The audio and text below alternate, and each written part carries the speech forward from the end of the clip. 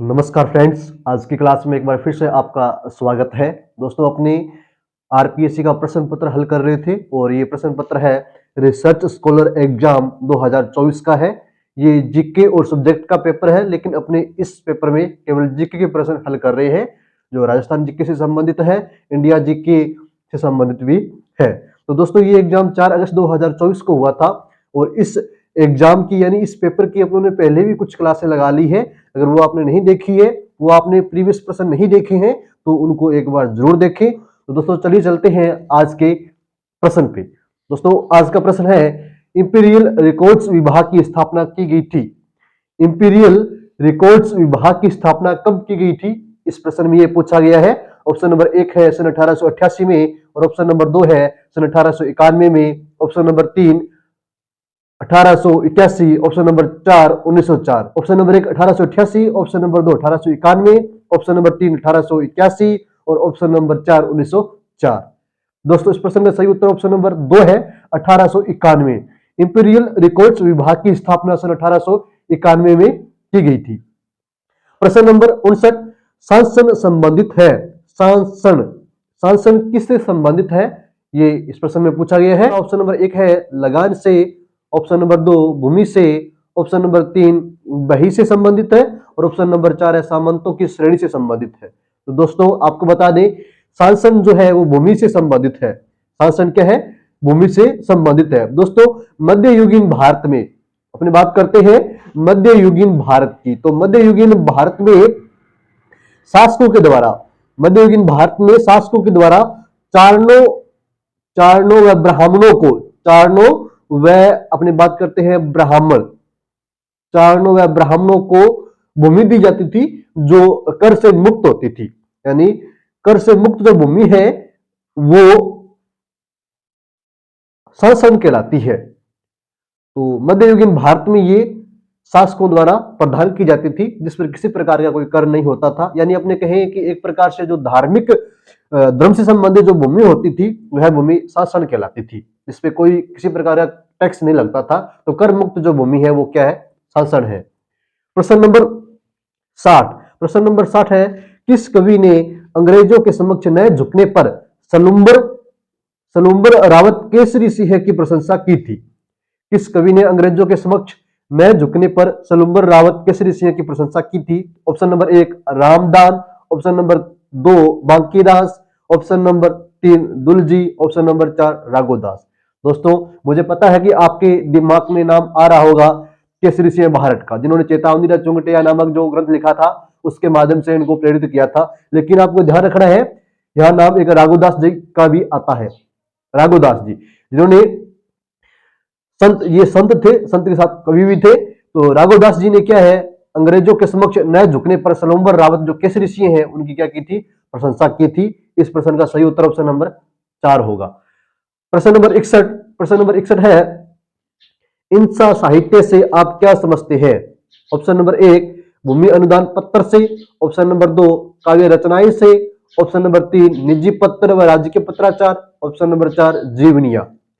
दोस्तों, इंसा साहित्य से आप क्या समझते हैं, यानी इंसा साहित्य किससे संबंधित है, ये अपने को पता होना चाहिए। तो इंसा का जो साधारण अर्थ होता है वो होता है निर्माण या रचना। जो इंसा शब्द है ना, ये शब्द है अरबी भाषा का शब्द है। किस भाषा का शब्द है, अरबी भाषा का। अरबी भाषा का शब्द है इंसा शब्द और इसका अर्थ होता है निर्माण अथवा रचना। क्या अर्थ होता है इसका, निर्माण अथवा रचना।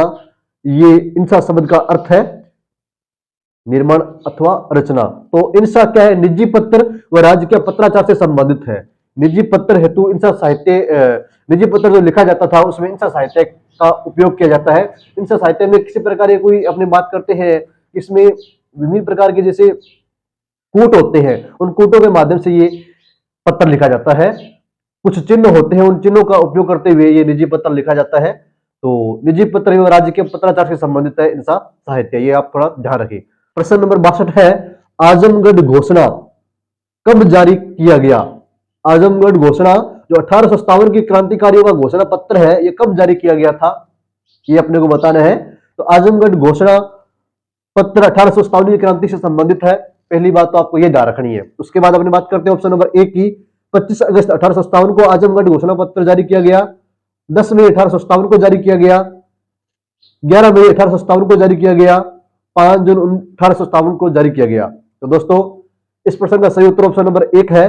25 अगस्त 1857 को आजमगढ़ घोषणा पत्र जारी किया गया। दोस्तों 1857 के विद्रोह के दौरान विद्रोही नेताओं ने यह जारी किया था।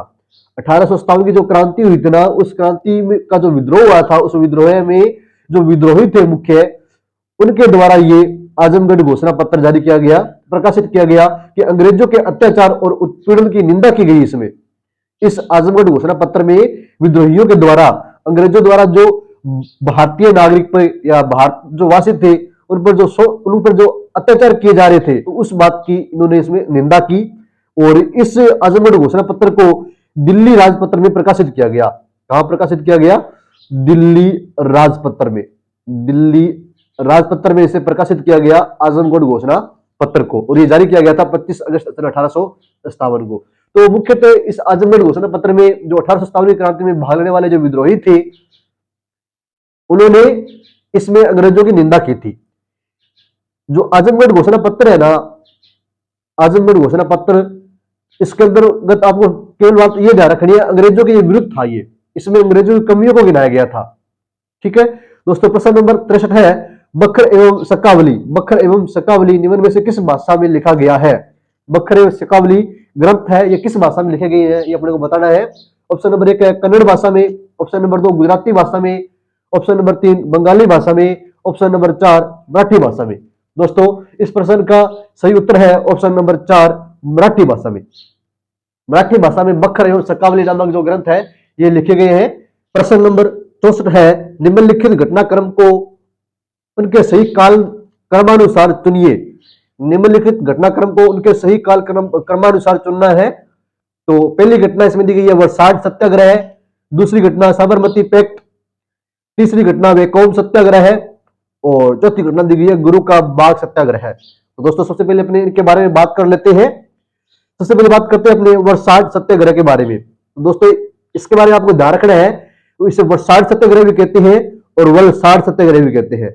वलसाड, इसमें आपको कंफ्यूज नहीं होना है, वलसाड या वर्साड सत्याग्रह एक ही है। यह सत्याग्रह हुआ था 1923-24 में। 1923-24 में वर्साड सत्याग्रह 1923-24 में हुआ था, और हुआ कहां था? ये गुजरात में हुआ था। कहां हुआ था? गुजरात में। वलसाड गुजरात में हुआ था, वलसाड गुजरात में। ठीक है दोस्तों, ये पूरी तरह से अहिंसात्मक सत्याग्रह था, इसमें किसी प्रकार की कोई हिंसा नहीं हुई थी। फिर बात करते हैं साबरमती पैक्ट के बारे में। साबरमती जो समझौता है वो हुआ सन 1926 को। कब हुआ था? 1926 को, ये आप जानते होंगे अच्छी प्रकार। अप्रैल 1926 में ये साबरमती समझौता होता है, और ये कहां होता है? अहमदाबाद में। अहमदाबाद में हुआ था ये आप ध्यान रखें। उसके बाद अपने बात करते हैं वेकोम सत्याग्रह। वेकोम जिसे अपने वायकोम भी कहते हैं, वायकोम या वेकोम एक ही बात है। ये सत्याग्रह हुआ था 1924 को, 1924-25 को हुआ था। और ये सत्याग्रह कहां हुआ था दोस्तों? ये सत्याग्रह हुआ था केरल राज्य में। कहां हुआ था? केरल राज्य में हुआ था, ये आप ध्यान रखें। वेकोम सत्याग्रह हुआ था केरल राज्य में, और इसमें मुख्यतः अस्पृश्यता का विरोध किया गया था। अस्पृश्यता के विरुद्ध ये वेकोम सत्याग्रह हुआ था। उसके बाद हम बात करते हैं गुरु का बाग सत्याग्रह है, और गुरु का बाग सत्याग्रह हुआ था सन 1922 में हुआ था। सन 1922 में ये अकाली सिखों के द्वारा अपने पवित्र स्थान गुरु का जो बाग की आजादी के लिए चलाया गया था। गुरु का बाग जो है, जो पवित्र स्थान है, उसकी आजादी के लिए ये अकाली सिखों के द्वारा ये चलाया गया था गुरु का बाग सत्याग्रह, जो सन 1922 में हुआ था।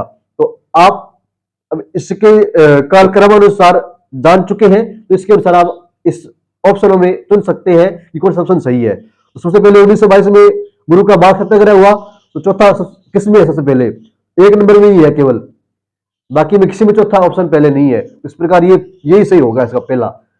तो गुरु का बाग सत्याग्रह सन 1922 में हुआ। वेकोम, उसके बाद हम बात करते हैं वर्साड सत्याग्रह 1923-24 को हुआ। उसके बाद अपनी बात करते हैं वेकोम सत्याग्रह 1924-25 में हुआ, और साबरमती पैक्ट 1926 में हुआ। तो इस प्रकार पहला ऑप्शन इसका एकदम सही है। तो दोस्तों आज की क्लास में अपने 64 प्रश्न तक हल कर लिए हैं। अगर आप इस चैनल पे पहली बार आए हैं तो चैनल को सब्सक्राइब कीजिएगा, वीडियो को लाइक कीजिएगा और शेयर जरूर कीजिएगा अपने दोस्तों से। दोस्तों नेक्स्ट जल्द मिलेंगे अगली क्लास में, तब तक के लिए जय हिंद जय भारत।